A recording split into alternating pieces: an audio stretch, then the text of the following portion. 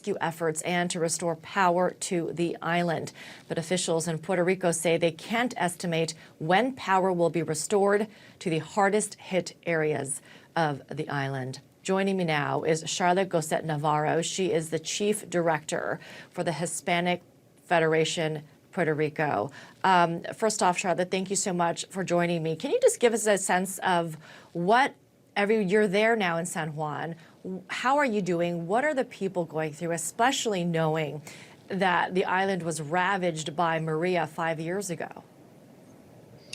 Yes, hi. Thank you for having me. I think it's important to point out that not only did Puerto Rico go through Hurricane Maria, the worst storm in 100 years, that really devastated the island, but since then we've also been hit again by earthquakes in 2020, by the pandemic, and unfortunately a really slow recovery.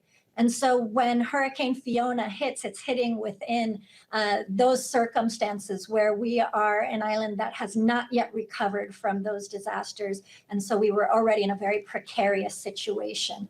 And so we're seeing a mix of disasters that perhaps we couldn't have prevented, such as major flooding from over 30 inches of rain that pushed our rivers and other waterways to the limits. But we're also seeing things that are a direct result of that slow recovery, such as the lack of electricity to over 1 million households today, which is a week since the rain first began and since many of them had begun losing power. And that is particularly, I think, the scary part for people right now. And that's what's impacting the entire island. It's impacting our ability to ensure that we have gasoline stations open, our supermarkets are beginning to close, because in addition to the lack of electricity, once we become reliant on generators, diesel becomes very important.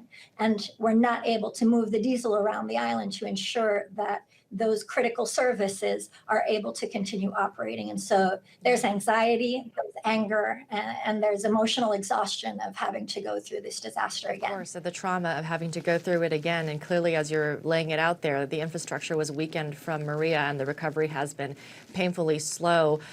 So you're with the Hispanic Federation. Tell me more about what your organization is doing on the ground and what the biggest needs are that you are meeting right now. Sure. So Hispanic Federation, we opened an office immediately after Hurricane Maria. It's a permanent operation here in Puerto Rico to work with the network of local community-based organizations. And in the last 5 years, we have been able to support with over $50 million in investments through a network of over 140 local organizations. And so we were able to, again, immediately work with that network of organizations to start moving supplies into impacted communities. Right now, much of that is looking like moving solar lamps, which we actually began distributing before Fiona had hit because we knew we would lose electricity. We were able to move 11,000 solar lamps into communities. We've continued distributing those this week around the island, but also importantly, generators to people who rely on electricity to survive because of medical equipment that they need.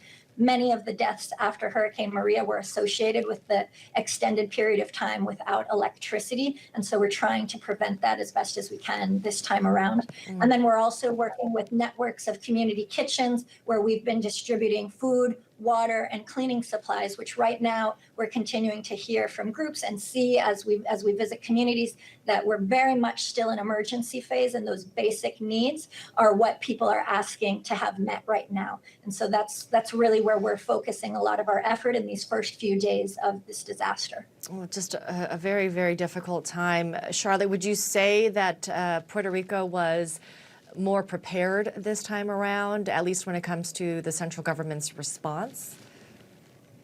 I think one of the things that we've seen improve is at least our telecommunications hasn't gone down. So there's been better ability for people to see what's happening in distinct communities. But I do think that there is a frustration still with the slowness, with hearing promises that are not being met, and still a need to decentralize part of this response and make sure that communities are able to really work more closely with the government. And again, I think there's a frustration because right now we're living the concerns that people have been raising over the years for the slow recovery. And so I do think both from the federal government and the local government, there's better communication, there's better coordination, but I don't think we are where people wanted the government to be. I don't think we're where we need the government to be. And again, I think the direct issues that we're having with lack of diesel, communities struggling without water, and our electricity grid are problems with planning and preparation for the storm that we're seeing again. Some of this was preventable. It was, I'm sure it was preventable. Charlotte, I appreciate you being a voice for your community and shining a light. Charlotte Gossett Navarro, thank you very much, and all the best to you. Thank you. We want to pivot to politics now because the midterm elections are just 45 days.